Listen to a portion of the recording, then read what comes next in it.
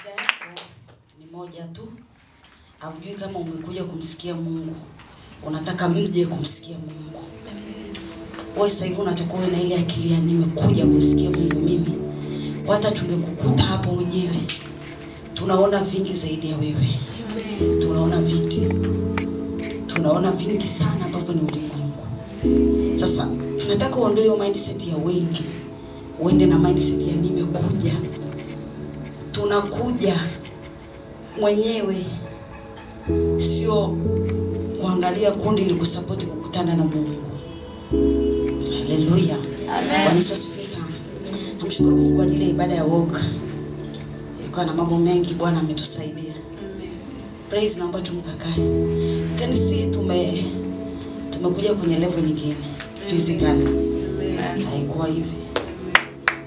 Namtukuza Mungu kwa ajili ya kwa sababu kwa hajatuumiza kichwa sana. Labda kama umeumia, I don't know.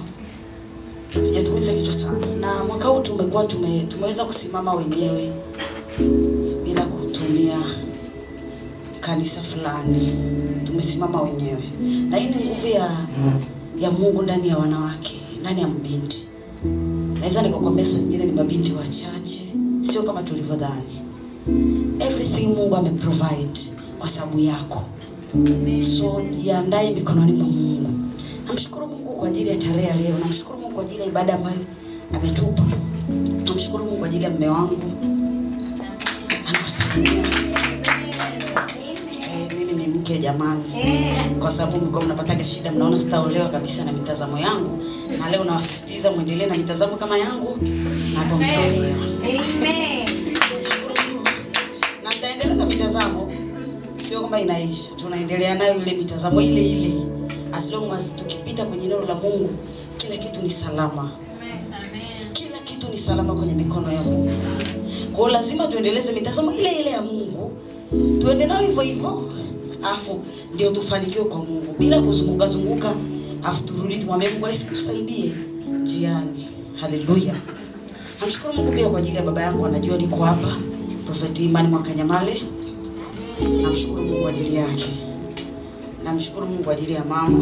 Sio kutaja baba sasa hivi inaonekana kama mama tumemtupa mama yangu Mrs. Imani Mwakanyamale. Haleluya. Amen. Namshukuru Mungu kwa ajili ya nyinyi wote ambao mmehusika siku ya leo.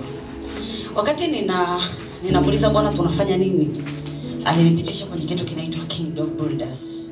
Wajenzi wa ufalme. Na hapa najua wengi sio kwamba tunaanza ABC kusema ufalme. As long as tunajua ufalme unatekwa na wenye nguvu. Tunajua nini maana ya falme. Kwa hiyo kuna vitu sitaenda kuvichambua sana sababu ninajua wote tunavielewa. Kwa hapa tunaongelea wajenzi wa ufalme wa Mungu. Mwanamke kama mjenzi wa ufalme wa Mungu. Katika kitu Bwana alinisemesha na nimekiandika cha kwanza ambacho kitakuwa akiendani na itaito kama utafikiri. Kinasema upaswe kusimamia unachokisema. Roho Mtakatifu nisaidie leo niende kwa spidi nzuri. Upaswe kusimamia unachokisema, bali acha unachokisema kijisimamie. Hichi kitu Bwana alinifundisha. Ili kuwe na ujasiri wa kusema chochote cha Mungu, inabidi tusiwe tunakingangania kwamba tunamsaidia Mungu kukiremba. Sisi tunakisema cha Mungu, alafu Mungu anajua jinsi ya kukipanda kwa watu. Yaani usitaki tunganganie Mungu, tumbane Mungu kwenye kona, kwenye baadhi ya vitu tunavyovisema. Ili kufanya tu mtu aviamini, tunavisema vile vya Mungu hivyo vijisimamie. Mungu atavisimamia hivyo vitu vya Mungu. So here tunasema vitu vya Mungu. Na nitakuomba tu niwe radhi kwa sababu tukiwa tunavisema vitu vya Mungu, itatulazimu vitu vingine ambavyo ni vya kwetu tuviache. Hekima nyingine ambazo ni za kwetu itatulazimu tuziache. Sababu tuna hekima nyingi sana kwenye maisha, kwenye biashara za kwetu ambazo ukija ukazisema hapa, it's like leo nikakwambia kwamba Bwana anataka tutoe. Na wewe umesoma biashara, unajua unataka utunze. Hekima ya biashara inakwambia usitoe. Kwa hiyo tunaenda na vitu vya Mungu. Sasa usije ukapotea, ukahisi labda tuta compromise. Hapana, kwa kweli tuendelea msimamo ile ya kwetu yatoka miaka na miaka kwamba ni Mungu tunamsimamia. Na Bwana anisaidie kupita taratibu. Haya. Neno litajisimamia lenyewe, sio hapa tu popote. Bwana akikupa kusema kitu cha Mungu, kujisimamia. Yaani usilipendekeze, ukalipamba mpaka ukaliharibu. Some people wanachia neno la Mungu, wanalipamba mpaka wanalileta linakuwa dunia, neno wanalivalisha dunia. Sasa yani kuna namna. Kwa hiyo tuache neno lisimamie lenyewe. Unajua neno linataka kusimamia wenyewe. Walichokifanya Yesu alivyokufa, Mafarisayo jua nao walikuwa na watu wa imani. Walichokifanya, walifikiria huyu mwamba alisema atafufuka siku ya 3, hapo mwamba kashazikwa. Atafufuka siku ya 3, hiyo ni Mathayo 27. Alisema atafufuka siku ya 3. Wewe hakikisha basi tunaweka ulinzi pale asi wanafunzi wakamuiba. Wewe sikiliza hii akili hao watu. Walikuwa wanajua kuna neno Yesu ameshaliachilia. Hilo neno linasema baada ya siku 3 nitafufuka. Hilo neno limeongelewa kimafumbo, maana kuna kwingine alisema kama vile ilivyo kwa ishara ya Yona. Ameongea kimafumbo lakini walikuwa wanaelewa maana yake. Kwa akajua huyu mwamba amekufa. Sio kwamba hawakuona lile tetemeko, waliliona. Sio kwamba hawakuona lile giza, waliliona. Ndio maana wakaendelea kuona mashaka, kuna zikana mwamba akafufuka, tukaibika. So walikuwa wanahakikisha kwamba hatuaibiki. Sio kwamba hawakuona ule mkuki uligonga, wakaona maji yametoka badala ya damu, waliona. Lakini akili yao ilikuwa inajua kuna neno mwamba alisema. Akifufuka tu tunapata aibu, na sisi ni watu wa dini. Na watu ambao tunaheshima, Mafarisayo tunaheshima. Sisi tunafunga. Unajua kuna wale Farisayo waliwahi kujisifu akasema tabia yao ni kufunga, wanafunga, wanatoa. So kama tunaheshima, tutaibika mwamba akifufuka. Wakaenda wakamwambia, "Oya, hapa angalia, tusaidie kuangalia Herode. Akifufuka huyu mwamba alituambiaga lile neno litatimia." Herode akasema, "Hapa kaligonge lile mjiwe mihuri, kalisili." Biblia Kiingereza kama kulisili, kulifunika vizuri. Hiyo ni Mathayo. Akaenda kalisili. Hapa nakuelezea neno linavyojisimamia. Akachukua na walinzi wakaeka hapo ili kuhakikisha lile neno alina nguvu, yani kuhakikisha Yesu ataita kule ndani kaburini, "Oya, nitoeni." Kumbe Yesu mwamba uzima, neno lake alienda kiburi. Haina haja yeye kuja kusema tena kama Petro njoni toeni jiwe. Atatoka kwa sababu kuna neno lilishasema. So what? Inakufundisha kama yani wewe ni kitu ambacho kilishashindikana kile cha kwanza ndio unaitwa wewe. Ndio maana tunasimama kwenye udhaifu kiasi kwamba Mungu anaogopa. Yani Mungu sio mwoga, sorry. Lakini kama vile Mungu anashindwa kuinterpret. Yani anashindwa kuelewa watu niliwaumba kwa namna gani. Mungu akisema nimemuumba kwa mtu kwa jinsi ya ajabu na kutisha, sio mwanamume peke yake, hata umuumba kwa jinsi ya ajabu na kutisha. Sasa dunia ikija ikakufundisha kwamba wewe ni kiumbe dhaifu, unatakiwa sasa na wewe uchukue Biblia yako uanze kujitafuta huko kiumbe dhaifu nipoje. Shida yetu dunia ilipotufundisha kwamba sisi ni viumbe dhaifu, tukaichukua zetu dunia, tukija hapa Bwana unatujua sisi ni wadhaifu wewe Bwana. Sasa Bwana anasema kila aliye dhaifu nasema ana nguvu. Kwani hili niliwaambia wanaume tu? Niliwaambia kila mtu. Ndio maana kupenetrate kwenye Biblia, ndio maana kutembelea Biblia. Mungu anasema Bwana unajua sisi ni viumbe dhaifu. Bwana anasema kila aliye dhaifu nasema ina nguvu. Hapo anasema au nilimwambia mwanaume tu? Shida yetu kuna kitu tulishafundishwa. Kwa hiyo kuna vesi zikija, wewe unauaga, yani kuna neno likija wewe unalichukua unasema la mister, kuna likija unasema ni la kwangu. Nalo ni kutii na kunyenyekea. Sasa unatii na kunyenyekea, uwezi unailijua kwenye mdomo zaidi kuliko kwenye roho yako. Sasa nataka nikukumbushe na nikuambie, wewe ni kusudi la Mungu. Amen. Wewe ni kusudi la Mungu. Yani Mungu unaona mtu alijenga ili eneo, hatufahamu. Ili ni kusudi lake kuweka dirisha hapa. Kwa namna yoyote, hatuwezi kuja tukasema ili dirisha bana alifai kukaa hapa kama hajatuuzia ili eneo likawa letu. Sasa Mungu alikuweka hapa, unatakiwa ukae hapo. Sio uanze kujitafuta kwenye hali ya kukimbia. Unajua kwa nini tunakimbizana sana kwenye ufalme wa Mungu? Kwa sababu kuna mamlaka ambazo Mungu alitupa tumeziachilia. Na hizo mamlaka sijasema kuacha kumheshimu mume wako. Shida yetu tumefundishwa sana kuhusu ndoa. Una mafunzo mengi kuhusu mapenzi. Mafunzo ya Mungu ya kweli una. Leo hebu tutembee kwenye neno la Mungu. Kuna vitu vya kweli huko. Biblia ikisema nyinyi wanawake waombolezaji, sio hicho tu ilisema ni muombolezaji. Kwani silisema na mwanamke anayehubiri injili jeshi kubwa, anayehubiri habari njema ni jeshi kubwa. Kwa nini usichukue ya jeshi kubwa, unachukua tu ya kulia kuomboleza tu? Uone kama kuna shida mahali. Kwa nini usiseme basi mimi naomboleza nikiwa kama jeshi kubwa? Wakati fulani nilikuwa namsoma Yesu, nilikuwa namsoma Yesu anasema wanawake wenye vyeo waliambatana naye. Nilishtuka. Unajua wale wanawake Yesu amefanya huduma miaka mingapi? 3. Cheo wakipatikana sio kwamba eti walienda kwa Mungu na wakawapaga vyeo, afu ndo wakajulikana ndani ya miezi 6 ya mwisho wa Yesu wakaitwa wanawake wenye vyeo. Nikisema hivi mwanamke mwenye cheo maana yake alikuwa nacho. ndio maana anajulikana hivyo. Kwa wale wanawake waliokuwa wanamsaidia Yesu kwa kananili walikuwa na vyeo. Kwa hatuendi kwa Yesu ili tukapate vyeo. Amen. Ukisoma hivyo unaelewa tu kwamba kumbe kuna vitu tuna miss. Kama kanisa tumefundishwa sana kwenda kuchukua kitu. Lakini hatujafundishwa kwenda kujitazama kwake. Wewe unaenda kwenye kioo kwenda kujitazama kwenye kioo nilivyo. Sio kwenda kuchukua kitu. Mungu kwetu kama kioo, tunaenda kujitazama kwa Kristo. Nipo hivi happy. Sio kwenda kuchukua vitu. Sisi tumefundishwa sana kwenda kuchukua.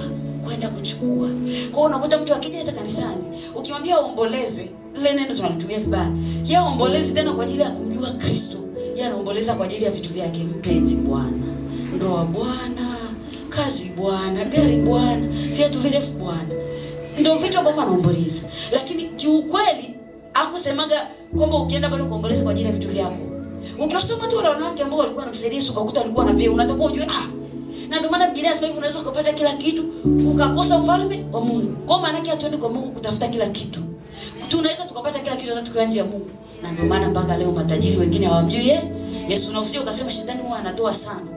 Sangia sio shetani, kwa sababu Biblia inasema analiachia, ananyesha mvua kwa wema na wabaya.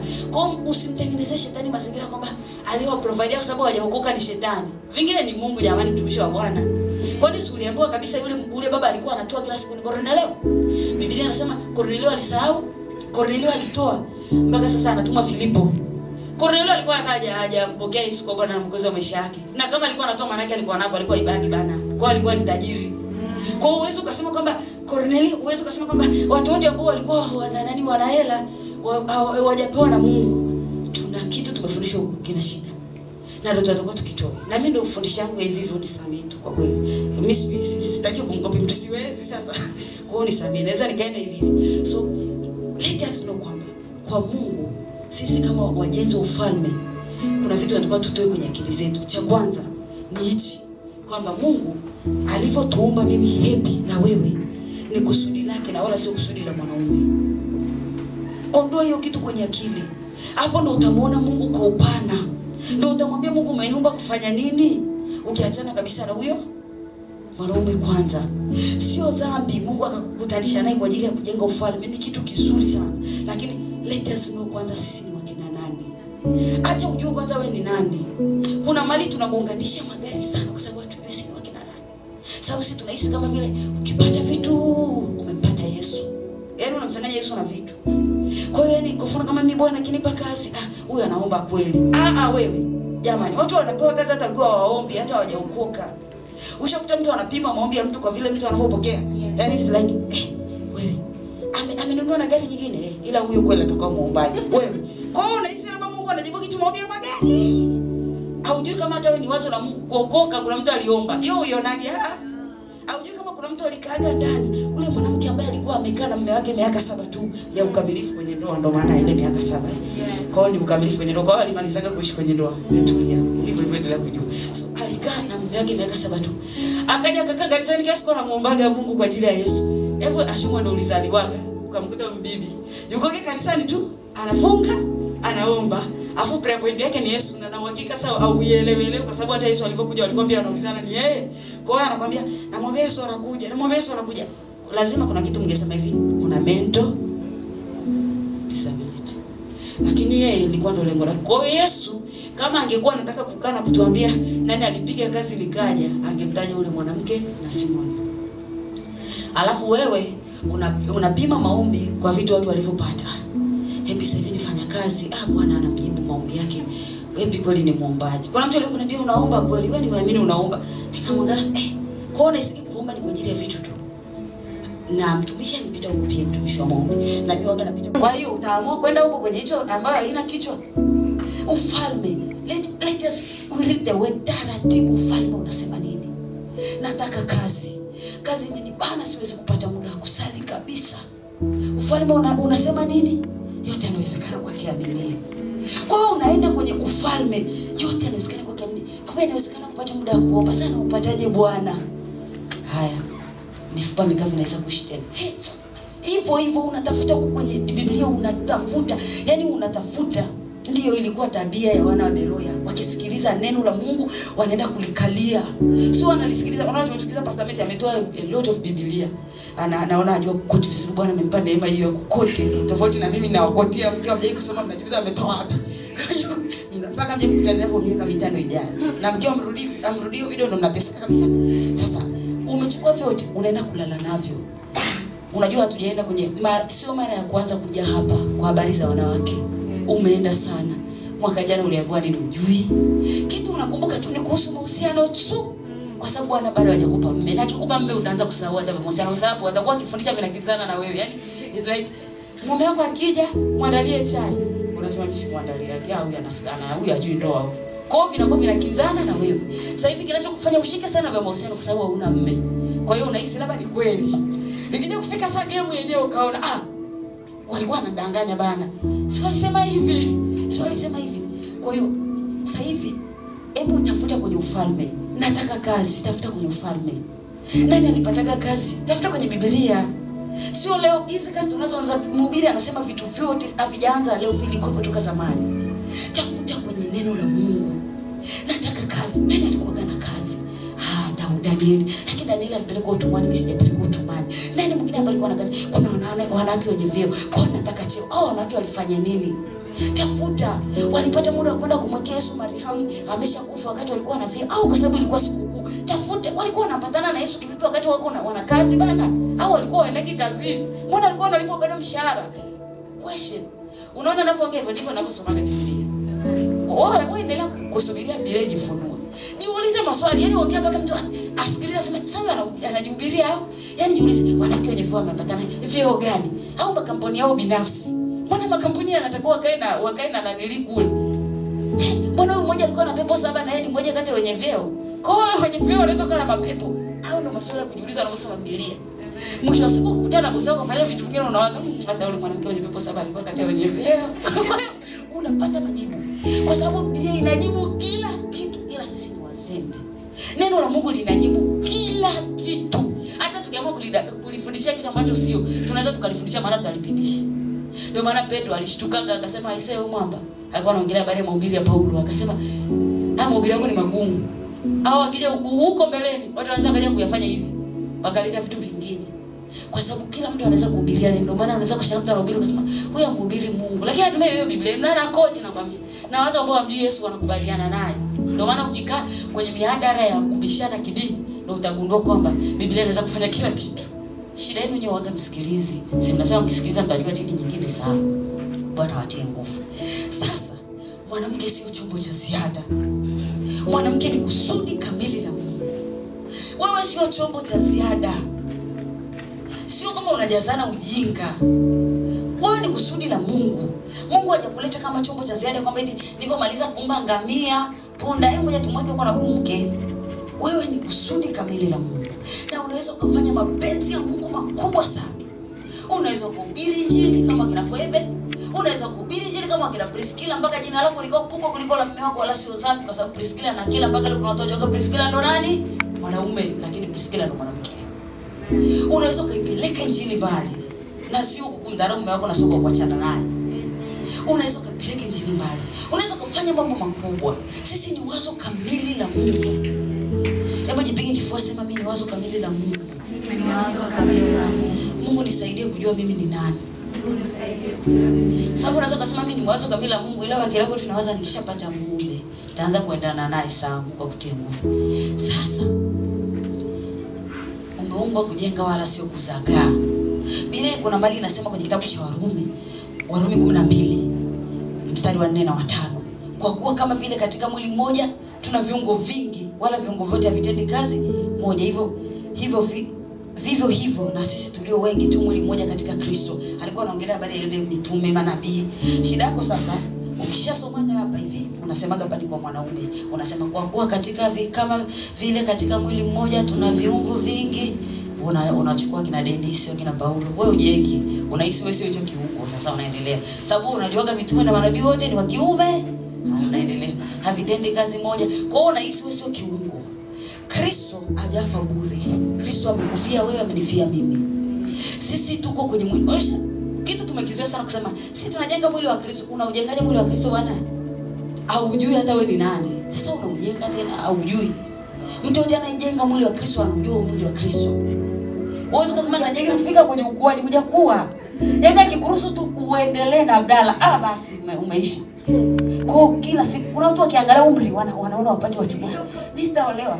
Bwana na namna nyingi za kutunza watu kulingana na maturity ya mtu, kulingana na ukuaji.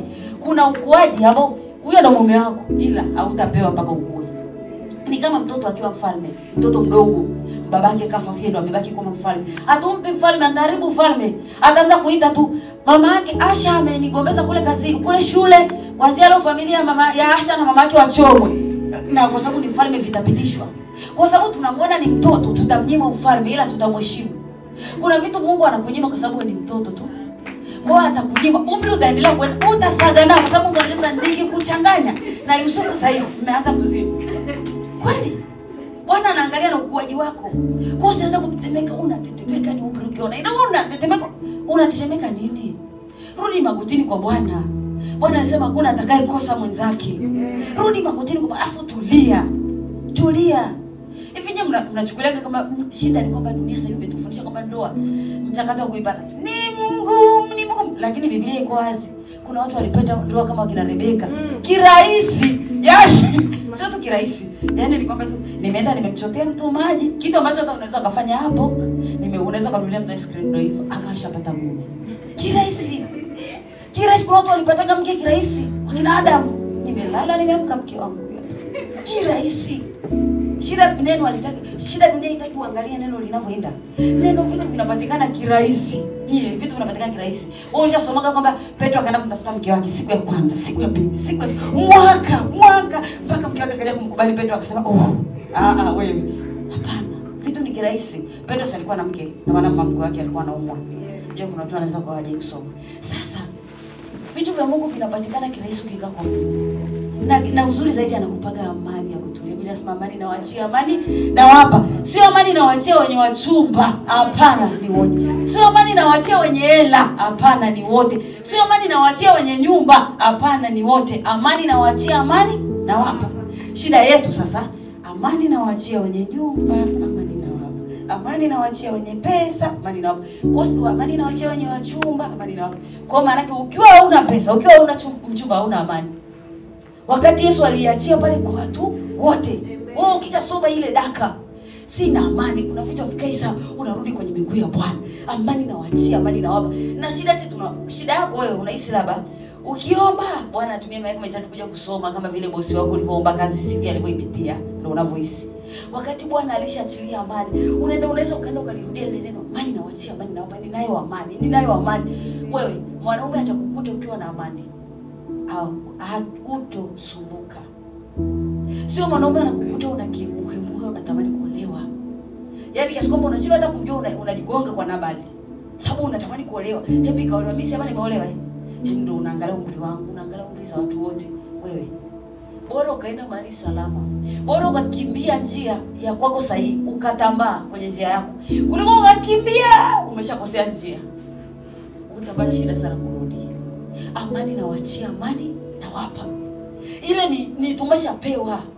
Yaani maana yake sitakiwi niamke sina amani. Na Bwana huaga anafanya mambo mazuri kila itopo asubuhi, kila itopo jioni, muda wote.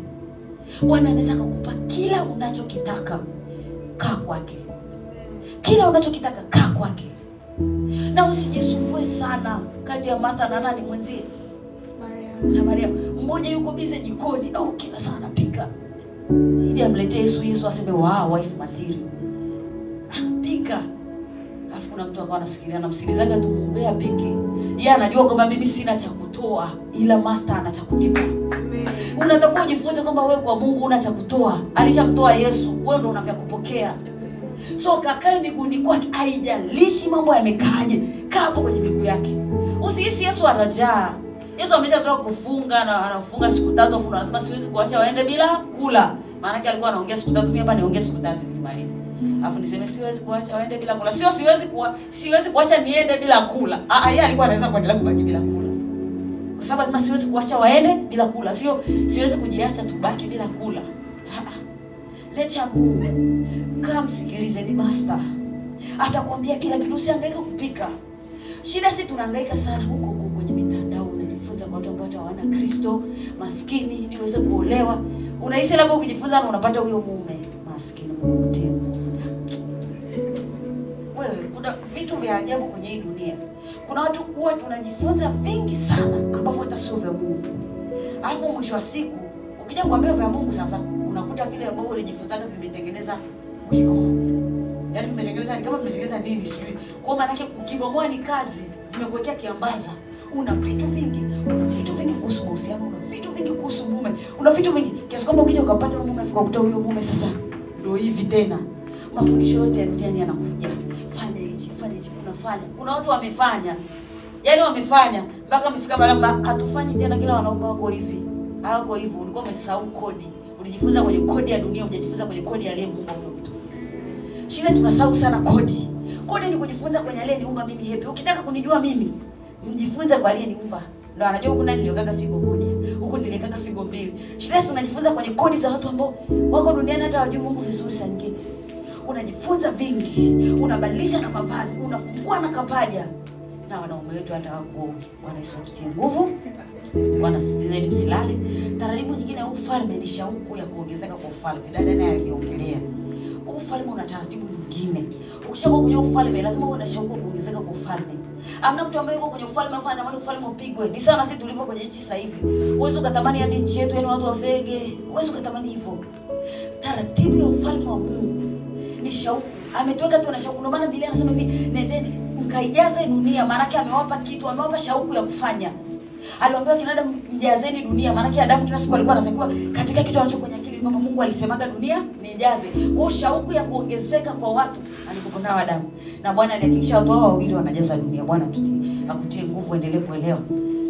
Kwa sababu Bwana akimbilii mwendo, anakimbilia ukamilifu. Angekuwa anakimbilia mwendo angeumba watu 9 au hata 50. Afu wamejaza dunia wangejaza kesho kutwa. Sababu wanaume wanaweza kuzalisha kila siku. Aliumba wawili afu mjaze dunia. Maana kisha shauku yako ni kuongeza dunia ambapo ukija kumzaa mtoto wa kwanza ushatoka Edeni. Bwana kutie nguvu. Sasa hii dunia itajaa kweli, ni shauku ya kujaza ufalme. Sasa hata alivyokuwa anakufa, alivyokuwa anaondoka Yesu, alituachia msaidizi Roho Mtakatifu. Lakini alituachia kitu kimoja kwenye matendo. Endeni duniani mote mkafanya manani kwa mataifa, kuhubiri injili. Sisi tumepewa, tunaenda kuwavuta watu kwa tunawatoa mataifa kwa watu wa Mungu. Ni shauku ya ufalme kuongezeka. Wewe kama una Kristo, uko ndani ya ufalme, lazima una shauku ya watu kuongezeka kwa Mungu. Shida ya dunia imetufundisha, hapa naongelea sana system za dunia na za nini kukufungua hiyo akili, na Bwana tufungue wote.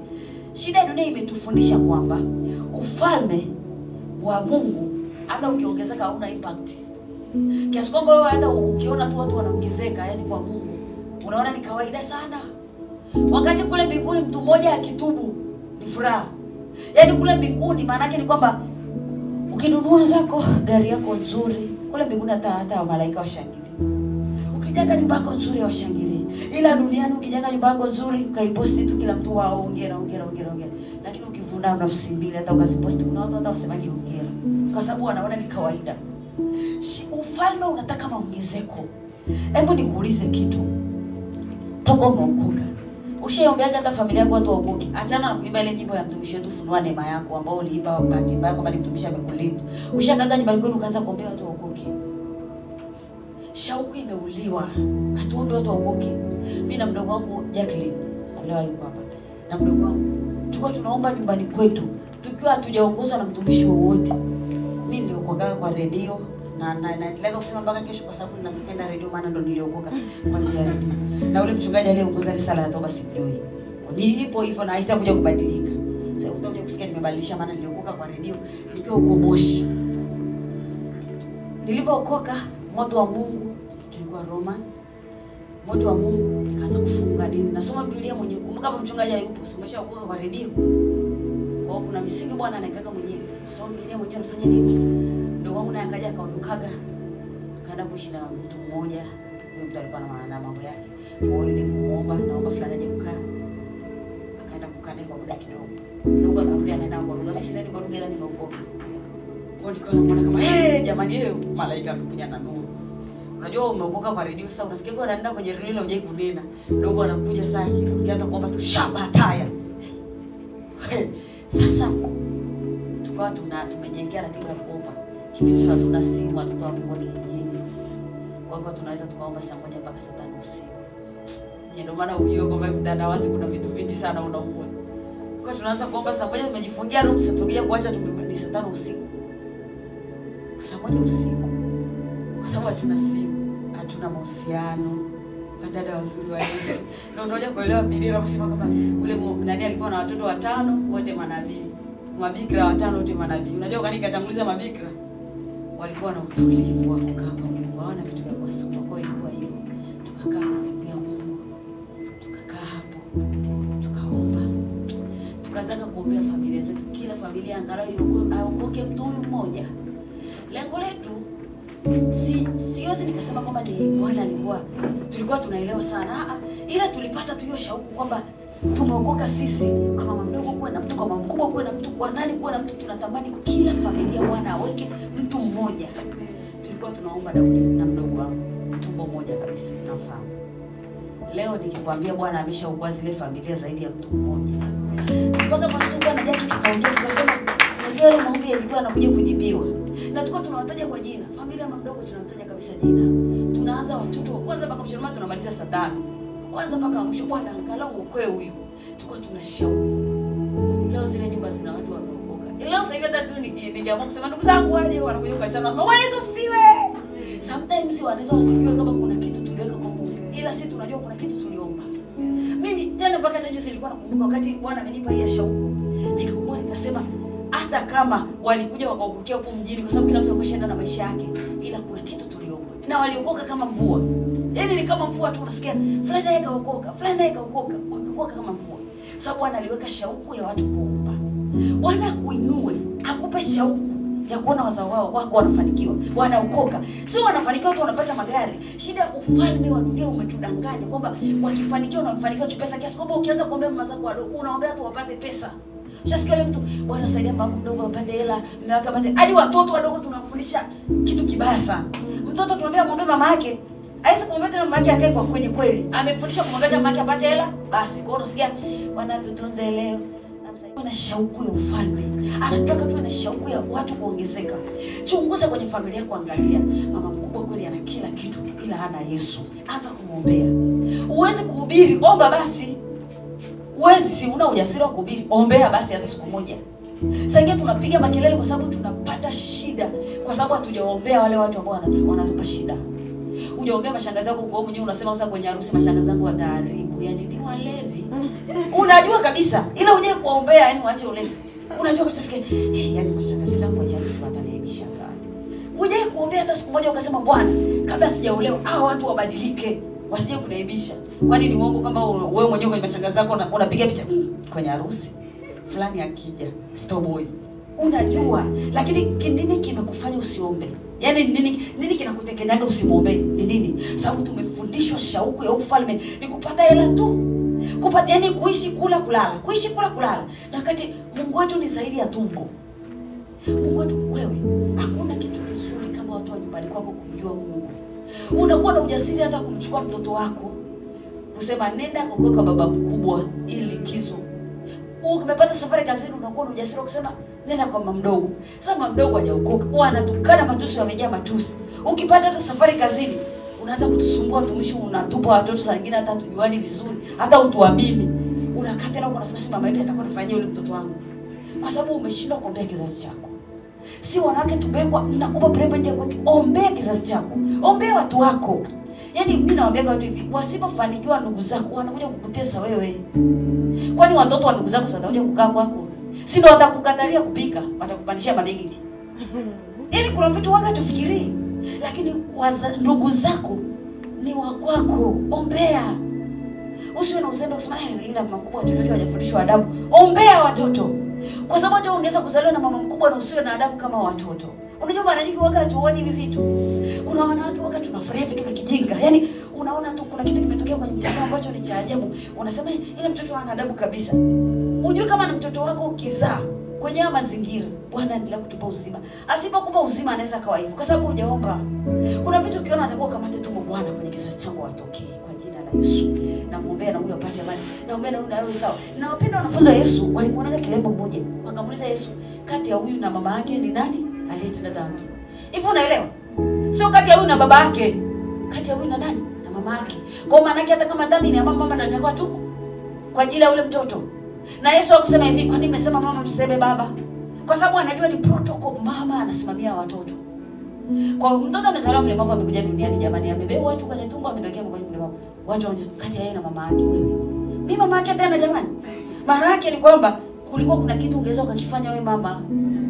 Kulikuwa kuna kitu ungeweza ukakifanya kizuri sana. Na ndio hicho utakuja kukiona kwenye mke wa Manoa. Biblia inasema mke wa Manoa alikutana na nani? Na malaika. Alikuwa tasa. Malaika akamwelezea utazaji, akaenda kwa babake. Akamwambia Manoa, mume wake akamwambia Manoa nimekutana na malaika. Mume wake ni kama kuelewa sana, hata kama malaika aje kuelezea live. Akaomba kama ni mtu wa Mungu mrudie tena, turudie tena. Alafu malaika sasa anapokuja kuonyesha protocol, hajarudi kwa mume, akarudi kwa mke. Mke tena yuko mwenyewe hata yuko na mume. Mke akarudi kwa mume wake akamwambia ule mtu wa Mungu amenijia tena. Ndo Manoa anaenda na anaambiwa habari ya Samsoni. Lakini mtu ambaye aliambiwa asinywe zabibu, asile zabibu ni nani? Ni mke wa Manoa, sio Manoa. Yaani wakati una mimba yako hivi, auli zabibu. Mume wako anakula zabibu. Anazitafuna vizuri sana na mtoto akizaliwa ni wenu. Kwa nini? Wewe ndio unaweza kulea ule mtoto kwenye tumbo na Mungu. Mungu ndo anaweka mifupa, Mungu ndo anaweka pumzi, lakini wewe ndio unaweza kulea na Mungu. Mume wako vingine anakusaidia tu. Watu walio sawa wanajua. Vingine wao ndio utalala, mume wako atakosha sinzia. Wewe tu ndio utaamka kunyonyesha, mume wako ataamka kunyonyesha. Labda amke akushikeshike kwenye mgongo na dakika 2 asinzie. Ni mambo ya kawaida. Iko hivyo. So, ukiangalia unajua kugundua kumbe kama mama Manoa angeamua kwanza kula zabibu, akasema mimi yangu ina crave this zabibu, akawa anazila tusingepata Samson. Akasema mimi na crave zabibu bana, yani kwanza mimi inanipeleka. Akawa anakula zabibu tusingepata Samson. Hata kama mume wake angesema mimi sili sasa kwa niaba yake, kimebebwa na nani? Na mwanamke. Bwana akupe neema ya kujua ni mwanamke unataka upande kitu. Akupe neema ya kujua utaka upalilie kitu. Wewe Mungu aisa akakwambia sile zabibu kama ulikuwa ulagi zabibu. Aise yule mama alikuwa anakulaga zabibu. Yaani Mungu sasa hivi aisa akaja mimi hapa sasa hivi. Silagi zabibu afanaambia ukibaba mbe usile zabibu. Mimi mwenyewe nikamshangaa. Mwenyewe silagi zabibu. Kwa maana yake alipewa kitu ambacho ni mtihani kwake. Na akakaa nacho miezi 9. Wewe kama unajua miezi 9 ni michache, kaangalia chuoni ulivyokuwa unakaribia kumaliza umalizi. Unakaaga tu mpaka miezi 9 ifike. Miezi 9 ni mingi. Kabeba kila siku ali zabibu. Pengine kuna siku anazitamani. Pengine kuna siku mimba inamwambia kula zabibu. Pengine kuna siku anaziona maana nako kulikuwa kuna limwa zabibu. Yaani sio kama useme utazikuta supermarket unaweza kama usiende. Anazikuta hapo shambani azili. Na sio tu zabibu, hata kitu kilichotengenezwa kwa zabibu. Pengine anapenda na wine, red wine za zabibu. Anywi kwa ajili ya Samson. Bwana akupe neema kujua kuna vitu unataka usifanye kwa ajili ya uzao wako. Kuna vitu, yani kuna mali utakiwa utanue miguu. Yaani kama unataka ukipaona ukimbie. Nyie mmemsomaga tu Yusufu ndo alikimbia. Nyie kuna mali wewe unataka ukimbie. Yaani kuna mali unataka useme Yesu wangu hazidie na mwanamke ana akili kabisa. Kwa mimi ndo waga naziondoa akili. Toeka. Kuna mali wewe mwenyewe unataka uasi tu useme amini. Amwelete. Nimesimama kwa Kristo, nitakaa kwenye miguu ya Kristo.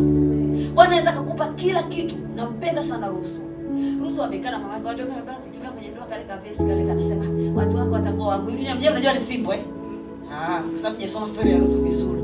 Unajua ile maneno ni ya Ruth hata sio ya Mungu labda ni Mungu ndani ya Ruth tuseme hivi.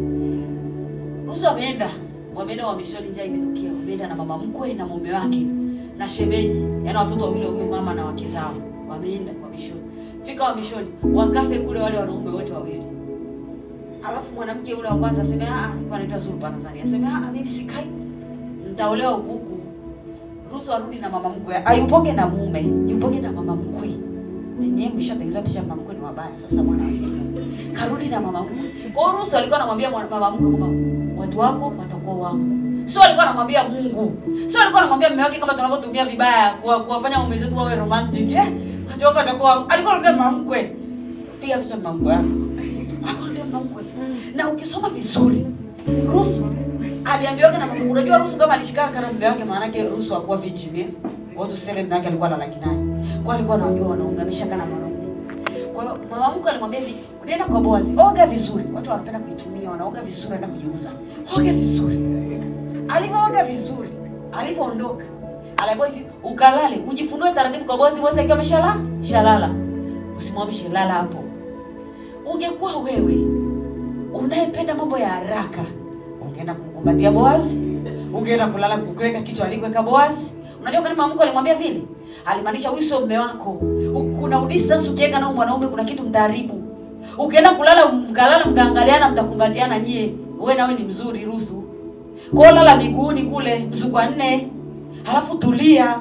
Sio umwamshe, kwa sababu ukimwamsha huyu ni mwanaume. Akiamka na madude yake kama amekaa vibaya mtazini. Na Ruthu alisikiliza. Hakuwa mjuaji kama vile wewe ungeenda useme kumbe Ruthu ndo wangu, Bwana ashanipa. Sasa shida yetu Bwana alivyotupa watu. And we know Bwana ametupa. Tumewapa kila kitu. Yaani kama Ruthu hivi, Ruthu amepewa watu. Ruthu ameshapewa kabisa mume wako ni Boazi. Kwa sababu mama mkwe akikwambia ni kwa Boazi, mwenyewe si ameshakupa connection. Kwa hiyo Ruthu alikuwa anaweza kwenda kusema hivi, kwanza wewe ndiye mume wangu wewe. Kwanza nimeoga, nimejipaka perfume. Akaanza kumshikashika pole za kazi. Alikuwa anaweza kufanya yote hayo. Ila mama mkwe akasema ulale mzungu 4 na akalala mzungu 4. I love that event. Sasa Bwana, shida yetu sisi Bwana akituonyesha maneno tunajuaga kuona. Unaenda kutongoza wewe. Hivi unajua Ruthu hajatongoza? Ruthu hajatongoza, alionyesha lakini hajatongoza. Amelala kwenye miguu Boazi, alipoamka akajishtukia akajua huyu anatakuwa ni moyo kweli. Akamwambia nitaenda kesho kwenda kuuliza yule jamba yako kama anaweza kukoa, akishindwa nitakoa mimi. Ruthu hajafika akisema wewe ndio ulikuwa utakao nioe sasa, sababu mume wangu ameshakufa, wewe ndio uzao wetu. Kwa hiyo hapa hivi nimeshakuja na mama mkwe karuhusu. Unaona mimi nimeoga, kusema mama mkwe akasema nioge. Kusema hivyo kwa sababu anajua protocol. Jua protocol. Bwana anakuonyesha mtu, Bwana amekuonyesha kwani umemwona kijana ndiye yeye kweli, lakini ndo kazini naye sasa. Yaani Bwana mwenyewe anasema ndiye muonyesha. Kwa sababu una haraka ya kutaka mambo ya ndoa. Maskini kumbe kwenye ndoa mwenyewe ukija kuingia utajua kuna ni ya kawaida. Pastor Hamisi amekaa kwenye ndoa muda mrefu atakuwa anaelewa. Na mimi sasa mambo ya ndoa ni ya kawaida sana kwenye ndoa. Shida wewe unahisi labda vile waga anaisha, unahisi ukianza kuchombea yani uchoke. Una haraka. Yaani unajua haraka ni kitu kibaya sana. Mimi napenda ule mwanamke sana kwa sababu aliambiwa halale miguu 4 na akaenda akalala miguu 4. Wala kwenda akasema mimi sasa kumbe wewe ndiye. Shida wewe unaambiwa tu hapo Mungu akwambia unaenda kutongoza wewe. Mwanaume hadi anakudharau sasa. Ila mimi Bwana amenionyesha kwenye maono usiku. Sasa muonyesha kwenye maono alikwambia uje umwambie. Kuna vitu unaonyeshwa usemi. Petro alionyeshwa hapo tulikuwa tunasoma habari Pastor Messi hapa amefundisha. Tulikuwa tunasoma habari hapo Petro aliambiwa amka ule, akaonyeshwa mara 3 yale maono ya nguruwe na nini zinashuka. Ni nguruwe na vitu ambavyo ni najisi kwa vimetajwa na makambale. Vinashuka kutoka mbinguni. Bwana akimwachukua vinakaga mbinguni, si ndio? Akaviona vinashuka akaambiwa amka ule. Akasema sijaona kabisa kitu najisi. Vikarudi tena vikashushwa tena. Sijaona kabisa kitu najisi. Vikarudi tena. Walipokuja wale watu kuja kumwambia kwamba anakuwa kuhubiri kwa watu wa mataifa. Kwanza kwambia nimeona kwanza nguruwe, nimeona kwa sababu nimeona alikuwa kwa ajili ya kumtengeneza yeye. Kuna vitu kwa ajili ya kutengeneza waanze kumwambia vijana sio ili uende ukamtongoze. Yaani vitu vya kuelewa tu. Ni saikolojia kawaida. Bwana akakuonyesha ndiye anza kuombea. Wengine hata sisi tunaonyeshwaga. Sasa tunatolea tukatongoze sasa. Utazalilika kwenye utamaduni wetu. Hajaona anaweza akakudharau. Anaweza taka kuona akawa anakupiga na ile dongo nakwambia. Kwanza wewe mwenyewe ulijitongozesha. Yaani akawa anakupiga na ile dongo ukimkwaza yani. Yaani unasikia tu ulijitongozesha kwanza tasikia kwa nilikuwa naga huko. Hapo sema kwazika ni shetani yuko ndani yake tu kuhakikisha amekuumiza na ausali tena. Kwa kupiga na madongo. Jifunze kwa mtulivu, tulia kama Ruthu. Lala kwenye miguu. Bwana amekuonyesha kakae kwenye miguu sio kakumbatie mume. Kaa kwenye miguu. Bwana amekuonyesha kaa kwenye miguu. Kaa. Tulia, kwa mtulivu mpaka mwenyewe useme ila nimetulia, ila mimi ni mtu mzuri. Kaa hivyo, tulia. Yaani tulia, jua kabisa ni yeye. Nampenda sana my friend Lisa, namtaja hapa naye ameolewa na mume wake yule. Lisa amemwona mume wake akiwa misheni. Na mimi sinakwambia hizi habari za kuona ni ukweli, sababu nina watu walishaona. Ameona mume wake akiwa misheni. Akaniambia yule ni mume wangu, nikamwambia alishakutongoza. Mimi najua ni mkali kidogo wanake. Akaniambia mna bwana mimi nimeshirika nikamwambia tulikuwa mwaka wa 2 si wa kwanza. Nikawaza ushapigwa. Kwa nikawa namsubiri yule kijana wale na mtu mwingine nimuulize yule mume wako ameenda wapi. Sababu siku tunaenda kanisani akaniambia we in relationship now. Anajua anapenda sana kwa Kiingereza. Nikamwambia we stay who? Nasubiri ananiambia kau. This Lord is bad. Lakini alisubiri. mpaka amemaliza chuo. Siku ananiambia tulikuwa tumetoka kanisani. Alionyeshwa. Sasa imagine angeonyeshwa akaenda kwa mwanaume. Na mwanaume mwenyewe ameokoka amenyoka kama rula. Kana kumwambia mimi ndio niliyeonyeshwa. Wewe kuna majira utaonyeshwa ili uombe. Sio unaonyeshwa ili ukaseme. Sio unaonyeshwa ili ukaposti mahusiano. Na shida yetu ni kwamba tuko wazi sana. Yaani Bwana akakuosha tu mahusiano yako unaanza kuyaposti. Siku kija kundona mchunguza ni namba ile unatakiwa kuachana naye. Mungu wangu usibutu kuachana naye maana Happy anamjua, Pili anamjua, kila mtu anamjua. Umemposti yani tunamjua a lot of people. Kiasi kwamba ukiachana naye kila mtu atakuuliza wewe.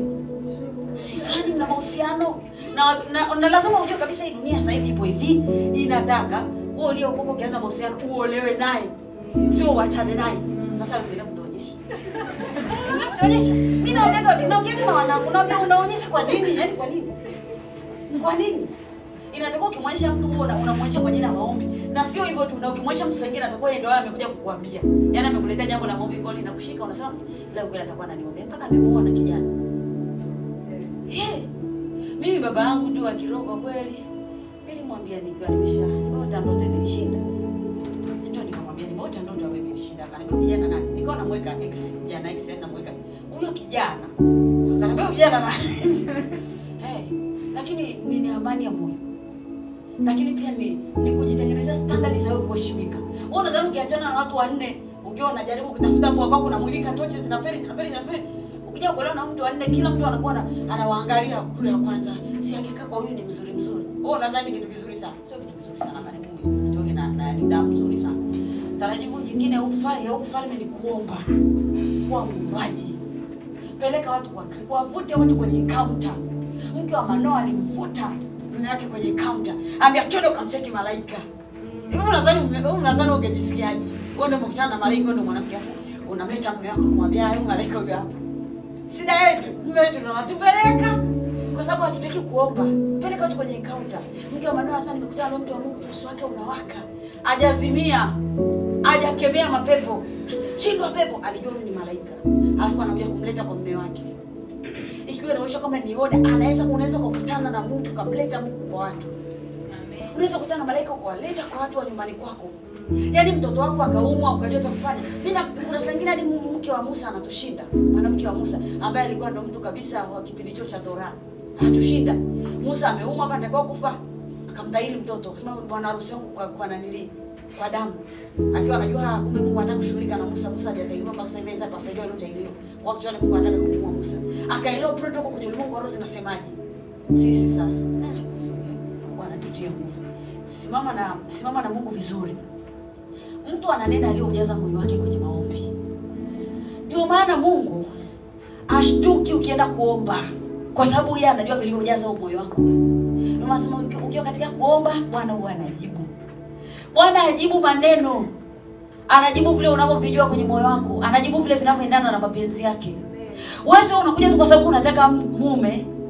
Unakuja unaanza kulia Bwana nipe mume, Bwana nipe mume. Huko ndani ulishaachwa na wanne, hujatengeneza moyo bado umevunjika hivi. Bwana hatojibu. Anakupa umbeleko hapo kamtesa kijana wa watu kwa sababu una majeraha. Bila sasa nasema shina la uchungu likichimbua ndani yenu linaweza likawa nani wengi, likaumiza wengi. Una shina la uchungu ndani. Bwana ajibu maneno. Anajibu maombi ambayo yanauhalisia kwenye mapenzi yake. Bwana hatakuja kujibu maneno. Tukianza kuongea bae Bwana ajibu. Anaangalia ndani. Mtu ananena aliyojaza moyo wake. Kwa maombi ni maneno, unanena aliyojaza moyo wako. Ndio maana hata tunapofundisha unatakiwa ujifunze kwenye moyo wako kujaza vitu. Nampenda Maria, Bikira Maria. Bila sema kila neno ambalo inasema hivi, Sauli naenda akaongea hivi akaongea, Ana akaongea hivi na hivi. Bila sema Bikira Maria mama yake akatunza moyoni mwake. Maana yake moyoni mwako kuna sehemu ya kutunza vitu. Shida yako umetunza tu wale walikwambia ni mbaya. Umetunza tu wale ambao walikwambiaga wewe hata sio mzuri. Umetunza tu wale walikwambia uendani nao vijana na kwa sababu uliwaonyesha mwenyewe.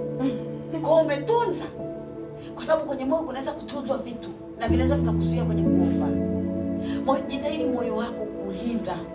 Bwana anauchunguza moyo. Anachunguza moyo, achunguze maneno. Kwa usione mambo yametokea na ukaenda kuomba. Chunguza moyo wako na nini. Na nikiwa namsomaga yule jamaa ambaye alimwomba Petro, na hisi ni Petro, alimwomba Petro amuuzie karama ya rohoni. Aliona Petro amejaza watu Roho Mtakatifu anawaita. Kajaza kwa mikono. Jamaa akasema,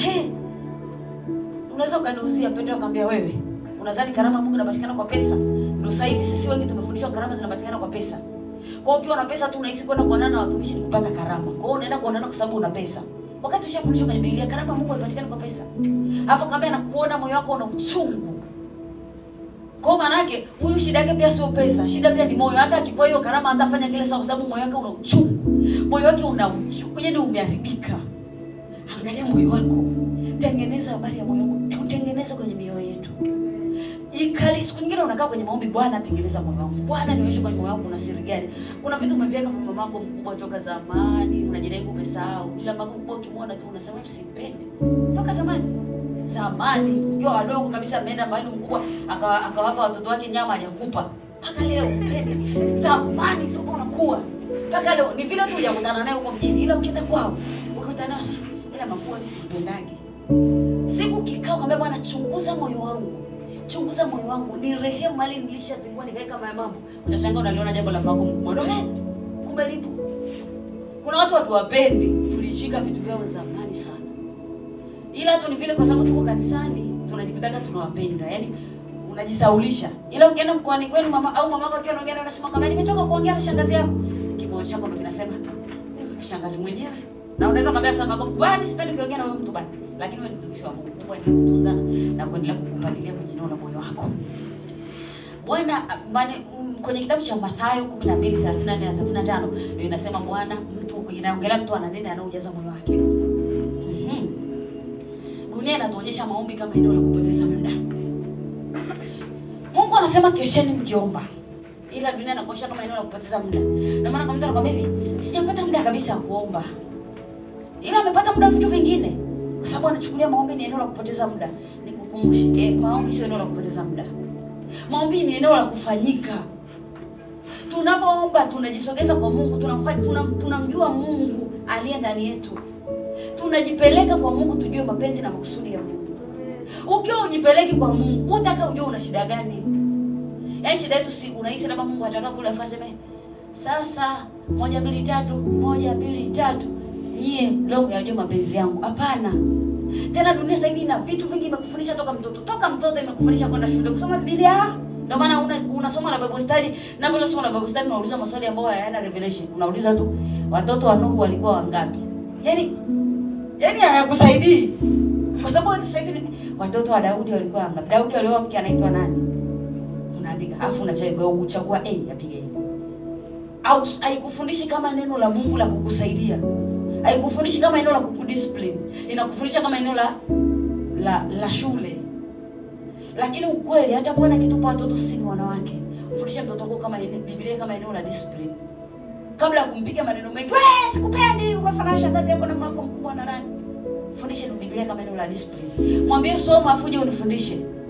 Sio mwambie tu soma afu uje aje akariri. Sasa hivi tumerahisishiwa, tuna vimuvi, watoto wanaangalia vimuvi tu vya Samson. Yaani wanaangalia, yaani ajifunze kama discipline, ajifunze kama Samson mtu mwenye nguvu. Yaani ajifunze kama movie ya Samson yani. Na akija kuongea na anakuambia, "Nimeangalia movie ya Samson." Sio nimeangalia neno, ni movie. Kwa hiyo anaanza kuchukulia Biblia kama kitabu cha movie. Kuna movie ya Esther, kuna movie ya Samson, na huko ndo tunakoenda. Bwana tusaidie hata kwenye malezi. Sisi ni wanawake. Na mimi nakwambia hivi, hivyo vitu tunaanza kujifunza sasa hivi. Sio mpaka tuzae.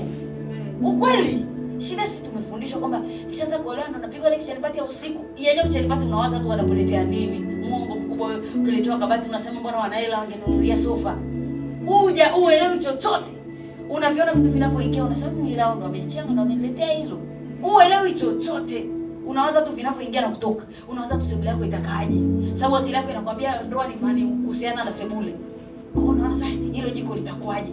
Kwa hiyo akiwa analeta ukaona kinu unasema hicho kinu nacho. Au sikiliza hata kile wanachofundishwa. Kwa hiyo hapo ni kweli tunasema tuwapeleke watumishi wa Mungu wakatufundisha zile semina, lakini ukweli wa Mungu wengi wao wasikilizi, uaga wanaangalia vitu vyao, wanaangalia umiliki. Maana tumefundishwa tunataka pesa. Kwa anaangalia umiliki. Kwa anaweza kuwa na friji akasema ila wangeleta hela kuliko nunua friji ni mbaya. Yaani wewe unamfundisha, anaona vinavyoingia. Na pale ndio maana siku hizi wengine wanasema sasa ni usiku wa vyombo. Sio usiku wa kufundishwa. Wewe unaelewa hata ukiangalia hizo title. Kwanza kujifunza sasa hivi hata kama unaona huyo mume. Jifunze tu kwa kweli ya Kristo. Bwana anataka nifanyaje kwenye ndoa? Bwana anataka niweje? Jifunze. vitakuja vitakupiga kwenye hicho kichwa, utaisi unapasuka. Kwa sababu hukujifunza. Na sasa hivi utaona ipo kumalizia kila mtu maana umeolewa na mtumishi. Sasa mtumishi ukiniambia tena watu wanakuwa tunasema tena watumishi wanashindwana, bwana tutengo. Dunia inakurahisisha maombi kwa kukuonyesha waombaji na kukutoa kwenye nafasi ya muombaji. Dunia sasa hivi imetutengenezea ka system bana. Inakuonyesha waombaji, haikuonyeshi kwamba Mungu alisema tuombe, tupewe. Kwa hiyo kiasi kwamba sasa hivi tunajua waombaji ni wachungaji wetu Ndio wale wako na kameme fulani wanasema pastor wako sio lazima uombe tu maombi, utakuwa mbeleke na out. Nikasema watakuwa na njaa. Wanatutengo. Sasa iko hivi. Dunia inatuonyesha sana waombaji. Kiasi kwamba hata mwenyewe una waombaji wako. Ukipata tatizo, kupiga magoti, mama Happy, na shida hii imekutoa kwenye nafasi yako ya kuomba. Na nafasi ya kuomba ni kwamba haijibu tu tatizo uliloenda kuomba, inakuonyesha vingi. Yaani wewe unataka nabii, dunia imekuonyesha manabii, si ndio? Kile kitabu cha kumpigia nabii akakwambia tu nimeona mtakufa. Ukakata simu. Ungeomba Bwana asingekwambia hicho tu. Bwana angekwambia vingi, angekwambia hata wewe weka vitu gani sawa. Nampenda Yusufu. Yusufu Bwana ana interpret ndoto ya mtu mwingine. Alafu Yusufu ndo anasema cha kufanya. Tufanye ili tuendelee kukaa na mali, tuendelee kukaa na nani zetu, tusipate umaskini, tusiteseke na umaskini. Kwa sababu yeye alienda kukaa zaidi ile ndoto. Fikiria tunajiinterpret tu ile ndoto akasema miaka 7 ya njaa, miaka 7 ya nini? Kaishia hapo. Lakini tufanyeje? Tufanye hichi tu save. Wengi tunataka yaani tumuonyeshwe hadi wa interpret ndoto. Bwana amekuletea tu ndoto pa. Uweze kukaa ukanena kwa lugha na ufundisha watu hadi kuinterpret ndoto, we can speak and down mpaka tukupata kitu Bwana anataka. Lakini utaki sasa kuinterpret. Yaani hata kuomba tu, yaani hata kuiombea hata hiyo ndoto unaamka tu. Mama hii ndoto ilikuwa inanitisha, nimeota hivi. Alafu na saa nyingine mchungaji yuko na mambo mengi anakujibu uwe na amani, hata sio kama amezingatia ndoto. Na wewe unakuwa na amani. Bwana tuendelee. Endelea kuwa na amani hivyo hivyo. Sasa mfumo umekuwekea hela kwa mbadala wa maombi. Wanawake wazuri tumekubaliana wao wanaomba. Si ndio? Wanaomba. Hamna mwanamke mzuri aombe. Huyo ni mwanamke mzembe. Binti wa ufalme wa Mungu amka. Kitabu cha Mathayo 13:33 ambacho nilitakuwa nikiweke mwanzo kabisa. Kinasema akawaambia mfano mwingine, ufalme wa mbinguni umefanana na chachu aliyoitoa mwanamke, akaisitiri ndani ya pishi 3 za unga hata ukachacha wote. Napenda mfano kwa sababu Yesu alijua kabisa akisema aliyoitoa mwanaume, tutasema chachu waga wanaitoa wanaume tu. Alisema ufalme wa mbinguni unafanana na chachu aliyoitoa mwanamke. Chachu ni nani? Amira yeast.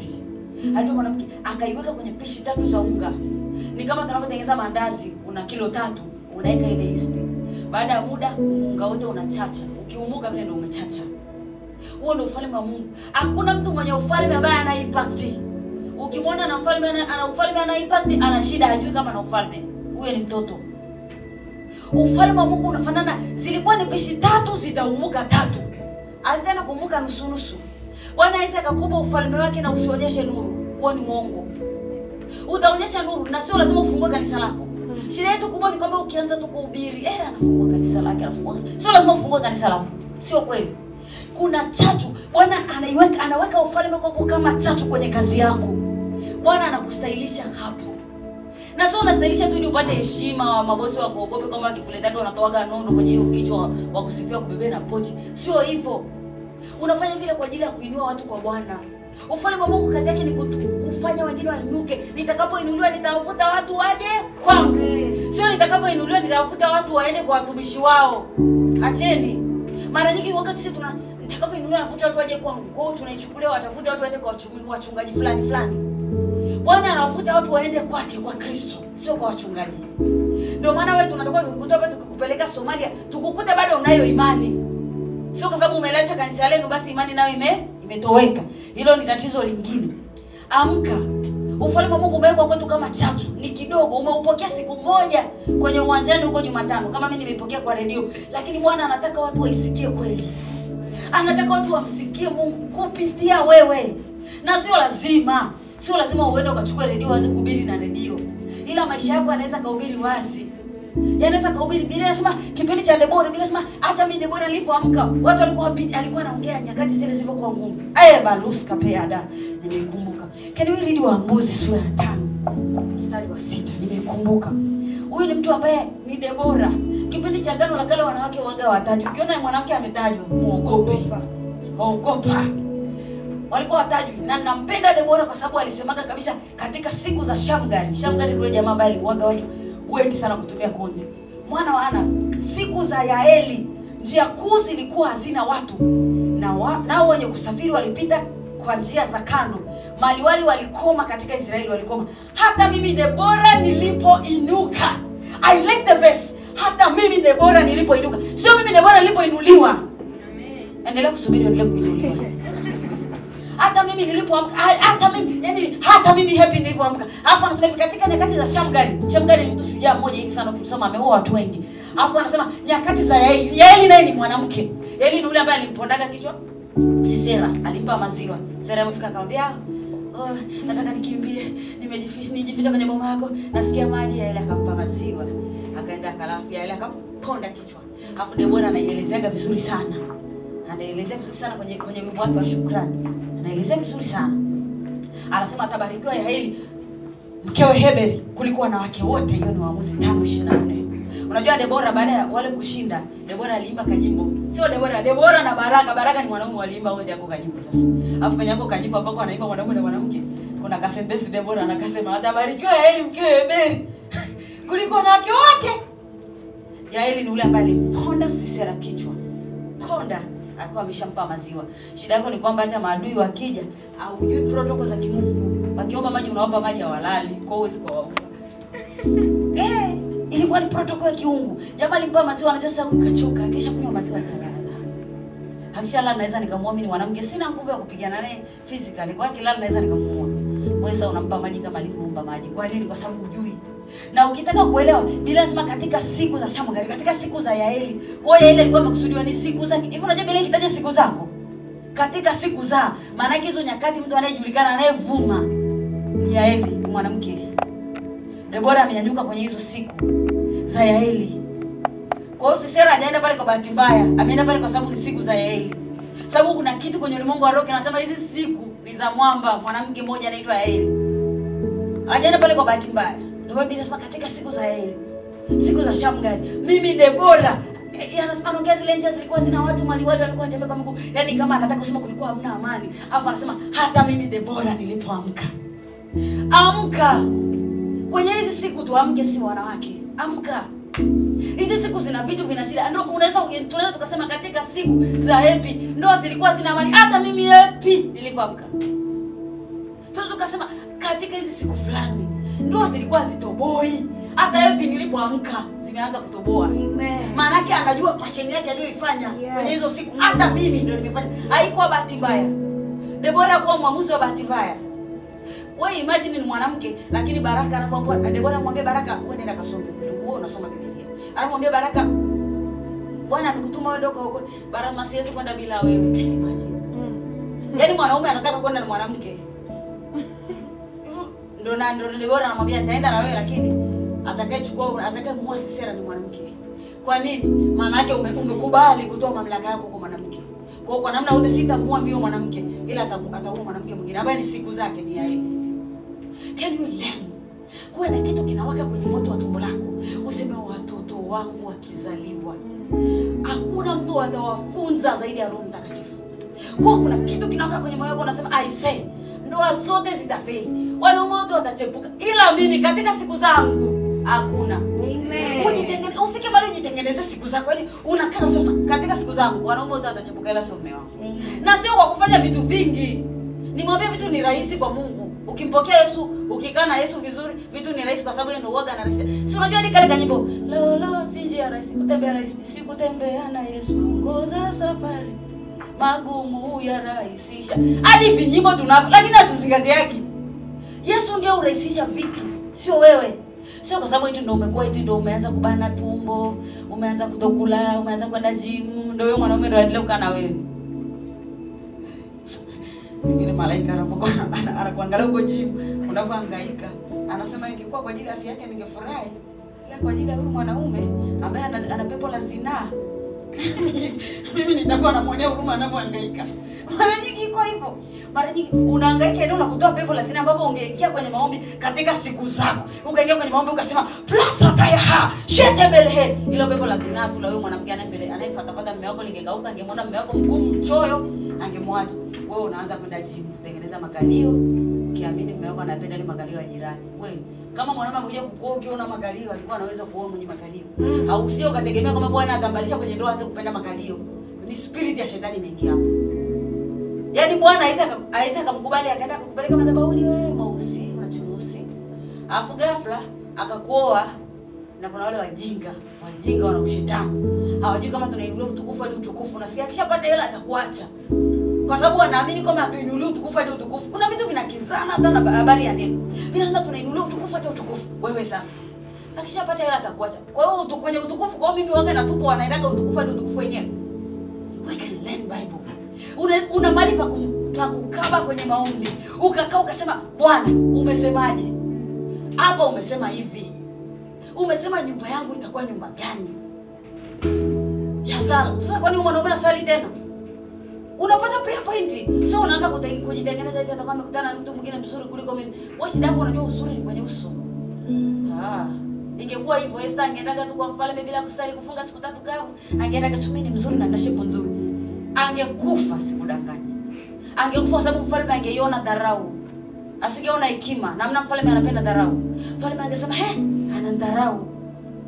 Angekufa, na nisikudanganya hata aliyetokaga kule yule Vashti hakuwa mbaya. Kwa hiyo usiniambie mfalme ndiye alikuwa mchukuaga Vashti mtu mbaya. Alikuwa ni mzuri tu, ila mfalme aliona dharau. Ndio maana Esther anasema tufunge siku 3 na yeye mwenyewe akafunga. Sio fungeni afu mimi niende. Shida yetu ukishaanza kujiona wewe ni mzuri, unataka watu wafanye wewe uje. Yaani unataka kanisani watu waje kufuta viti wewe uje. Yesu Esther angekuwa hivyo angesema hivi, fungeni afu mimi nakuja. Mimi ni mzuri bana, naenda kwa mfalme. Alifunga na yeye. Shida yetu ukishajiona mzuri tu, unataka ukishapa heels zako ukuta wamesha deki, ukae na heels hapo. Mapepo yametushika kwenye miguu. Unahisi kanisani watu wote wanaangalia miguu. Yaani unahisi watu wote wanafurahia vitu vyako virefu.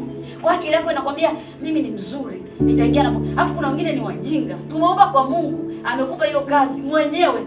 Ila sasa hivi unamfanya Mungu kama vile ndio atese kama bodyguard. Yaani unahisi kama vile yani Mungu hawezi akampa mtu mwingine hiyo kazi. God can give anyone saa yote. Hata akiwa hajasoma, na anaweza kumtengenezea mtu kinafasi ambacho kilikuwa hakipo, kama tu kile cha Mordekai. Julikani, unashangaa tu. Yaani watu walikuwa wajua hata kitakuwaje, hata watu wangeota wasingeamini.